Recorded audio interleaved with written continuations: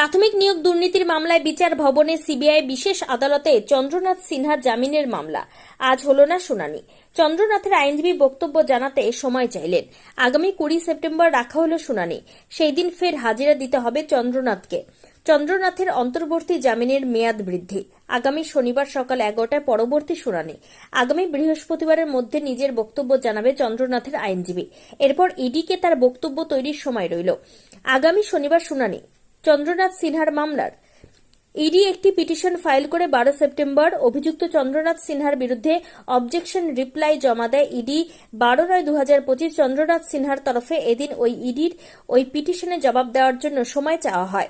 মামলার পরবর্তী শুনানি 20 সেপ্টেম্বর বেলা 11টায় মামলার শুনানির সম্ভাবনা। চন্দ্রনাথ সিনহার তরফে তার আইনজীবী ইডিকে রিজিয়েন্ডার জমা দেবে 18 সেপ্টেম্বর। তার ভিত্তিতে শুনানি হবে 20 সেপ্টেম্বর।